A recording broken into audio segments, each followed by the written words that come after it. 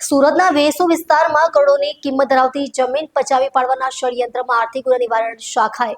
કુખ્યાત land grabber Vinu Haribhai માલવિયાને ઝડપી પાડ્યો છે। એક જ સ્ટેમ્પ પેપર પર જુદી જુદી તારીખોના સાટાખત તૈયાર કરી બનાવટી દસ્તાવેજોના આધારે જમીન હડપ કરવાની કોશિશ કરવામાં આવી હોવાનું બહાર આવ્યું છે। સુરત શહેરમાં ફરી એકવાર જમીન ઘોટાળાનો મોટો કિસ્સો સામે આવ્યો છે। વેસુ ગામના બ્લોક સર્વે નંબર 311 હેઠળ આવતી અંદાજે 16,200 મીટર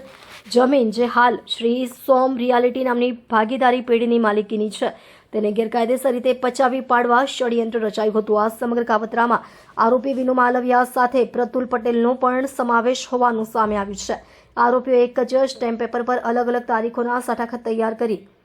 કૂટલેખન ઉભા કર્યા હતા। એટલું જ નહીં, સરકારી રેકોર્ડ અને ન્યાયિક પ્રક્રિયાનો દુરુપયોગ કરીને જમીન પર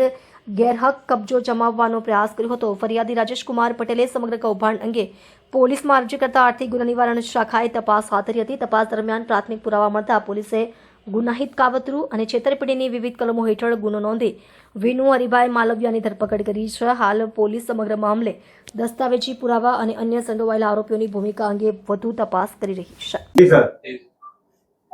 સુરત શહેર પોલીસ આર્થિક ગુના નિવારણ શાખા ઇકોનોમિક ઓફેન્સિવ વિંગ જે સમગ્ર શહેરમાં જે પણ આર્થિક ગુનાઓ દાખલ થતા હોય છે, જે જમીન રિલેટેડ હોય,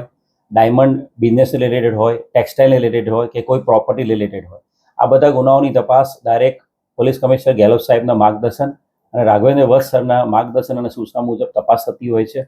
આ આર્થિક ગુના નિવારણ શાખામાં એક અરજી આવેલી હતી, જે અરજી અનુસંધાને વેસુના સર્વે નંબર 311/2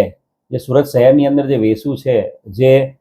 બૂમિંગ એરિયા છે, જે એરિયામાં ઘણી બધી પ્રોપર્ટીઝ ડેવલપ થઈ રહી છે, આ વિસ્તારની 311/2 સર્વે નંબરની જમીનમાં એક ફરિયાદી જે ફરિયાદ આપી હતી એ પ્રમાણે અલગ અલગ સાટાખતો ઊભા કરીને એક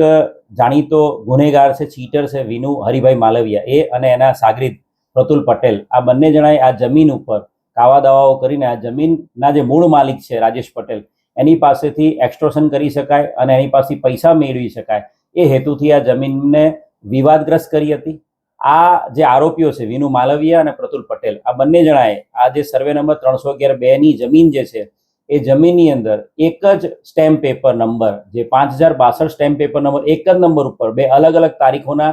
ખોટા સાટાખતો ઊભા કરી લીધેલા હતા અને એ સાટાખતોના આધારે આ જમીનને વિવાદગ્રસ્ત કરવા માટે એમણે અલગ અલગ કોર્ટમાં દીવાની દાવાઓ દાખલ કરેલા હતા અને એની સાથે સાથે જે જમીનના મૂળ માલિકની વિરુદ્ધમાં એમણે કલેક્ટર કચેરીમાં પણ મેજિસ્ટ્રેટ જે બ્રાન્ચ છે એની અંદર ત્યાં પણ એમણે અલગ અલગ દાવો દાખલ કરેલા હતા। સમગ્ર અરજીની તપાસ દરમિયાન એવું ક્લિયર કટ જોવા મળ્યું હતું કે આ જે સાટાખત ઊભા કરેલા છે એક જ રેવન્યુ સ્ટેમ્પ નંબર ઉપર અલગ અલગ તારીખોના મે મહિનાની 2001ની મે મહિનાની તારીખ અને 2001ની ઓગસ્ટ મહિનાની બે અલગ અલગ મહિનાઓના અલગ અલગ તારીખોના એક જ રેવન્યુ સ્ટેમ્પ ઉપરના સાટાખતો આ જોતા ઉડીને આગે વળગી એવી હકીકત મળી હતી કે આ સાટાખતો છે એ ખોટા ઊભા કરવામાં આવ્યા છે અને પાછળથી આ સાટાખતોનો ઉપયોગ આ જમીન છે ને